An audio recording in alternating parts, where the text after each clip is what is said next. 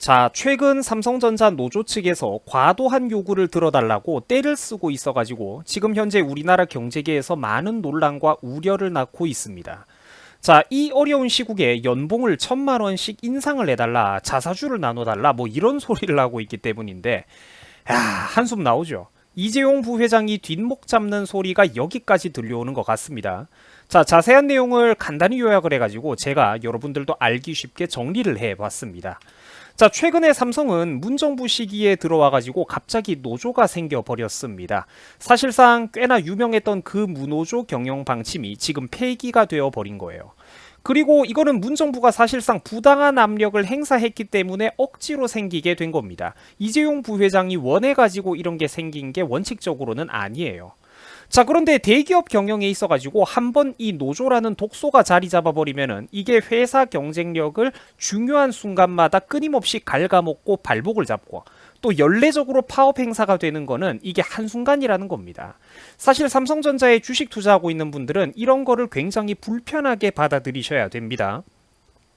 뭐 저도 소액이지만 삼성전자의 주식을 가지고 있는 사람인데 이런 거를 볼 때마다 가슴이 철렁철렁 내려앉아요. 자, 원래 삼성은 창립자였던 고 이병철 회장에 굉장히 유능했던 분이죠. 제가 아주 좋아하는 기업인입니다. 자, 원래 삼성은 창립자인 고 이병철 회장 시절부터 무노조 경영 방침에 따라서 지난 51년 동안 노조가 없었습니다. 그래가지고 별도의 노사교섭 갈등 같은 게 좀 없이 아무래도 좀 적게 갈등이 적겠죠.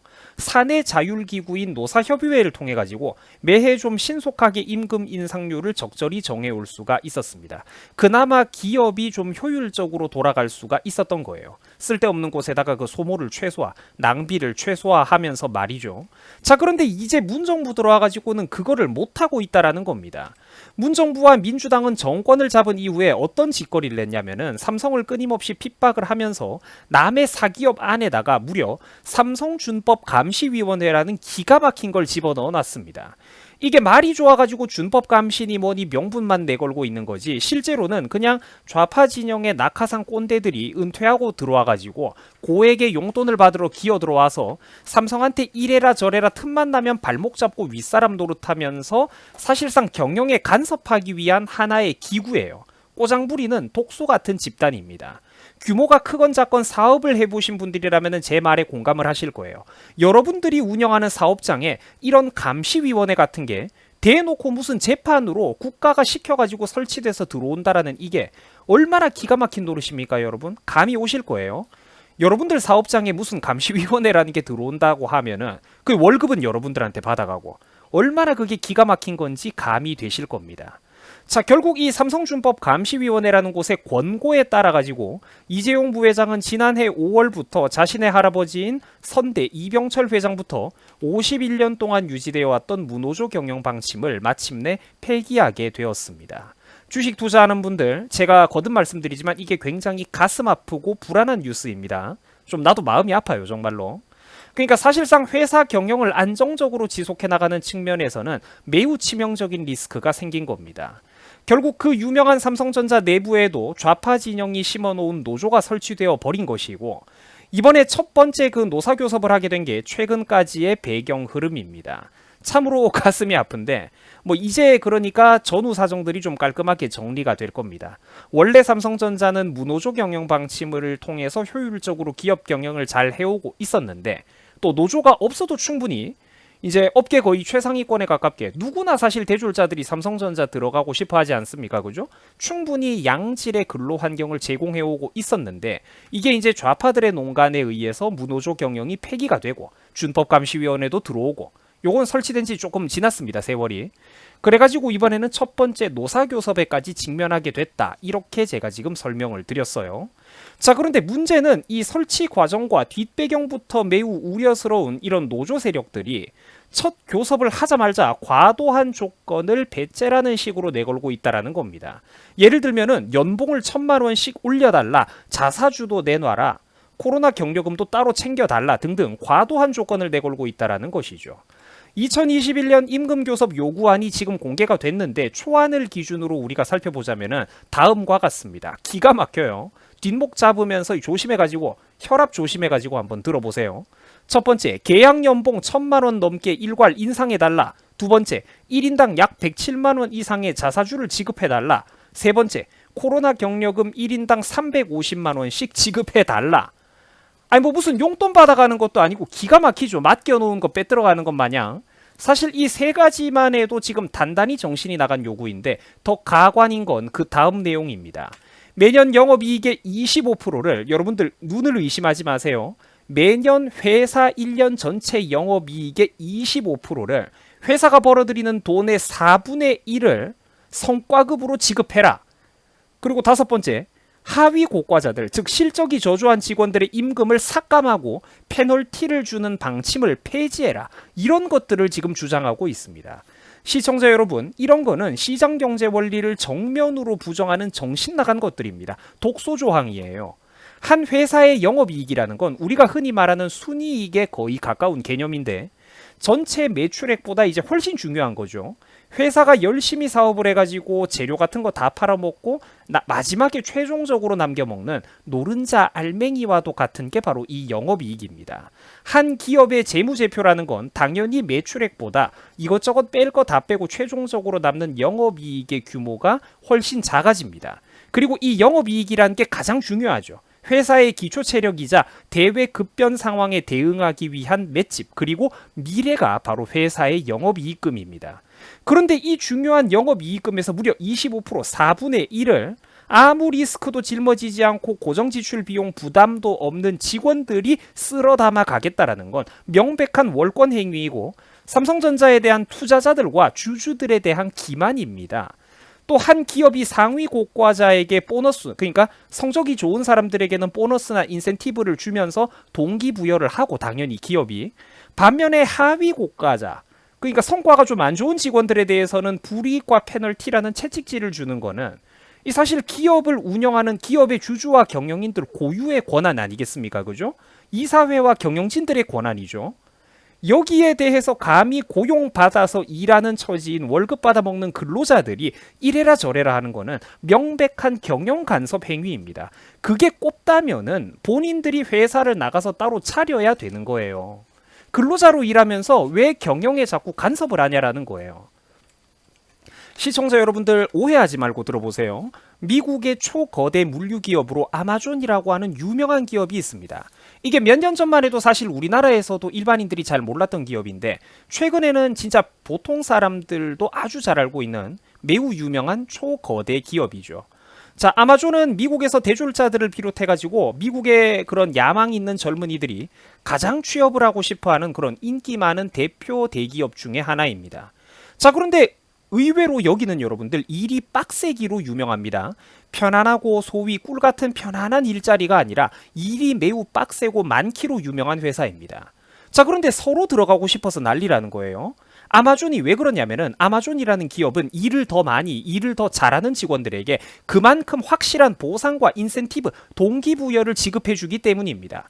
그래서 능력 있고 야심이 있고 재능이 있는 젊은이들이 이제 죽 짜고 그렇게 일을 열심히 하는 거예요. 사원들 사이에 아마존 내부에서는 일종의 등급제 같은 게 있고 등급과 클래스가 더 높아야 더 많은 일과 더 복합적인 일을 할 수가 있는데 직원들은 이 등급을 올려가지고 서로 일을 더 많이 하려고 난리입니다. 왜? 아까도 말씀드렸잖아요. 잘하면 잘하는 대로 그만큼 대가와 보상을 확실하게 해주기 때문입니다. 자유시장 경제가 아주 이상적으로 작동하고 있다는 거죠. 그렇기 때문에 성과가 나오는 겁니다. 반면에 아마존이 어떠냐면은 일을 못하는 직원들, 무능한 하위 1, 20%의 직원들은 거의 해마다 물갈이가 됩니다. 굉장히 살벌하죠.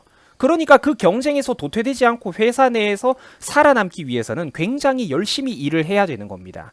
이런 조건이 못마땅하면은 그 안에서 노조를 세워가지고 투쟁을 해서 회사를 바꾸는 짓을 감히 하면 안 되고 다른 회사에 취직을 하거나 본인이 회사를 세워야 되는 거예요. 이게 당연하다라는 겁니다.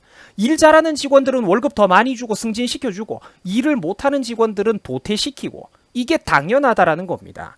이런 효율과 긴장감 같은 게 없이 설렁설렁 공무원스럽게 일하는 태도로는 절대로 세계 서비스 품질 1위를 달성하기는커녕 회사의 손익분기점과 존속 자체마저 위태로워지게 된다는 겁니다. 인간이라는 게 그런 동물이에요.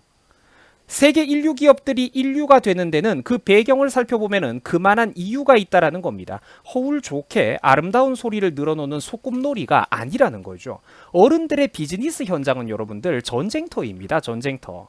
학생 여러분들 꼭 기억을 하세요. 그러나 지금 삼성 노조가 지금 생긴 지 얼마나 됐다고 벌써부터 이것들이 못된 드러눕고 배째라는 습관을 슬슬 튀어 보이고 있습니다.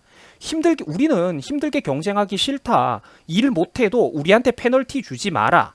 아까 아마존의 사례를 보셨죠? 이게 왜 말이 안 되는지 알 거예요. 힘들게 경쟁하기 싫다. 일 못해도 페널티 주지 말고 좀 인정으로 서로 좋게 가자. 아무튼 연봉을 올려달라. 연봉 1,000만 원 올려줘. 월급 올려줘. 주식도 내놔. 월급 100만 원씩 올려. 이러고 있죠. 또 영업이익의 25%씩 꼬박꼬박 우리 직원들한테 성과급으로 달라. 이런 소리를 하고 있습니다. 여러분 이게 뭡니까? 한 기업의 1년 영업이익의 4분의 1을 직원들의 용돈으로 그때그때 풀어버리면은 기업이 유사시에 버틸 수 있는 현금성 자산은 어디다가 저장을 해놓습니까? 외부에서 해외 글로벌 경제 위기나 유동성 공급 위기 같은 게 오면은 기업이 어떻게 몇 달을 버티죠? 기업에 예기치 못한 추가 지출 비용이 발생하게 되면은 어떻게 버틸 겁니까?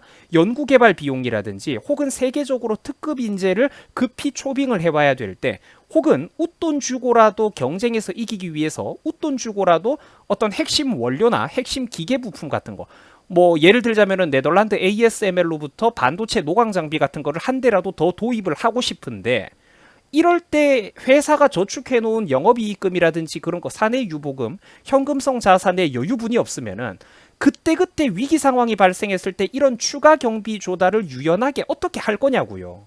말도 안 되는 소리라는 겁니다. 이재용이 탐욕스러운 경영인이라서 돈을 안 주는 게 아니라 원래 그렇게 딱 짜맞춰져 가지고 완벽한 기계 부품처럼 시장 경제 원리에 의해서 직원들에게는 딱 줄 만큼만 월급이 들어갈 수밖에 없다라는 거예요. 그것보다 훨씬 더 중요한 회사 전체의 운명이 걸린 경영자로서의 관점이라는 게 있기 때문입니다. 사령탑으로서의 관점 말이에요. 어떻게 영업이익의 25%를 성과급으로 줄 수가 있습니까? 이따위 요구 조건을 내걸 거면 애초에 그 기업에서 나가서 자기 스스로 본인들이 회사를 차리고 창업을 하는 게 맞다라는 겁니다. 사랑하고 존경하는 우리 유튜브 시청자 여러분, 지금 전 세계는 반도체 전쟁 중입니다. 어른들의 세계는 그야말로 전쟁터예요. 밥 먹고 사는 게 만만해 보입니까? 장난 아니라니까 지금. 국민 전체 먹거리가 걸려있는 상황에서 벌써부터 이런 방만한 마인드를 가지고 있는 노조를 데리고 삼성이 이런 것들을 데리고 어떻게 저 강력한 대만의 TSMC나 인텔 같은 세계적인 잔뼈 굵은 대기업들과 제대로 경쟁을 할 수가 있겠습니까? 세계 시장은 극도로 치열한 경쟁의 장입니다. 이 반도체 미세 공정 설계 경쟁이야말로 전 세계 최고의 두뇌와 인재들이 서로 경쟁을 하고 있는 그야말로 이제 스타워즈 우주전쟁 같은 곳입니다. 반도체 신미세 공정 사업에 일개 기업이 어지간한 국가의 전체 예산 규모를 뛰어넘는 수백조 단위의 돈을 투자하고 있습니다. 1조, 2조, 10조, 20조가 아닙니다. 200조, 300조 단위의 돈을 투자하면서 초거대 공룡 기업들끼리 지금 어마어마한 이런 전투를 벌이고 있어요. 장난 아니라는 겁니다. 세계에서 가장 거대한 자본과 세계에서 가장 뛰어난 천재적인 인재들이 전부 다 지금 여기에 들어가 가지고 각축장을 벌이고 있다라는 거예요. 아니한 마인드로 여러분들 저게 경쟁이 되겠습니까? 세계 최고의 인재들이 달라붙어서 코피 터지게 경쟁하고 있다라는 거예요. 그래야 이윤을 창출하고 먹고 살 수가 있다라는 겁니다. 저 사람들이 똑바로 돈을 벌어와야 그 낙수 효과를 받아서 우리나라에서 술집, 밥집, 노래방 뭐 이런 거 자영업자들도 먹고 살 수가 있다라는 거예요. 외화가 유입되어야 이 지하자본 부족한 나라에서 사람의 힘으로 벌어들이는 외화가 유입이 되어야 우리나라 자영업자들 안에서 서로 돌게 되는 돈이 생긴다라는 거예요. 이 사업 경쟁에서 우리나라가 한번 밀려 주저앉아 버리면은 대한민국 국민들의 1인당 GDP가 대번에 주저앉아 버리게 될 거고 당장 1년 국가 예산부터 구멍이 나게 될 겁니다. 몇 년 안 걸릴 거예요. 이 경쟁에서 밀려버리면은. 당장 3, 4년 뒤부터 2, 3년 뒤부터 국가 예산이 구멍이 날 수도 있다니까.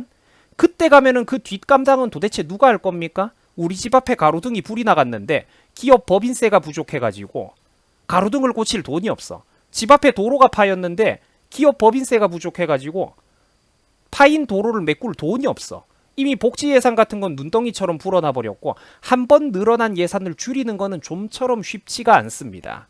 하지만 벌어들이는 회사들이 몰락하고 주저앉아서 법인세 세수가 줄어든다면 그때 가서 그 힘들고 무서운 뒷감당은 누가 할 거죠? 또 국가 빚을 더 늘릴 겁니까? 나중에 국민들이 갚아야 되는데 허울 좋고 아름다운 2년만 세우면은 국민들이 밥 벌어먹고 살 직장과 일자리가 어디 하늘에서 떨어진답니까? 아니라는 겁니다. 존경하는 유튜브 시청자 여러분, 우리가 오늘 별 생각 없이 집 밖에 나가가지고 소비하는 스타벅스 커피, 저렴하고 어떤 신속한 택배 배달 시스템, 가성비가 좋은 그런 물건들, 완소 아이템들은 실제로는 뒤에서 피와 땀을 흘리며 경쟁해가지고 누군가는 도태되고 혹은 누군가는 살아남는 기업들 간의 치열한 경쟁의 결과물입니다. 오늘 내가 누리고 있는 이 저렴하고 질 좋은 서비스는 뒤에서 피 튀기는 경쟁을 벌여서 살아남은 기업들만이 제공할 수 있는 그런 경쟁 서비스 시스템의 산물이라는 겁니다.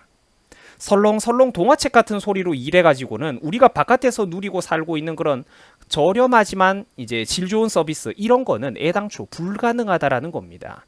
여러분, 어른은 어른답게 생각할 수 있어야 비로소 어른입니다. 30살, 40살, 50살, 60살 나이만 먹었다고 어른이 되는 게 아니에요. 어른은 어른답게 생각할 수 있어야 어른입니다. 우리는 시청자 여러분들과 나는 20살이 넘었으면 우리는 어른입니다. 복합적인 걸 생각해야 되고 현실적인 걸 생각해야 되고 우리 뒤에 따라오는 더 어린 세대, 자녀 세대, 후배들, 동생들의 미래도 함께 생각을 해야 되는 거예요. 자, 시청해 주셔가지고 감사합니다. 여러분 수고하셨습니다.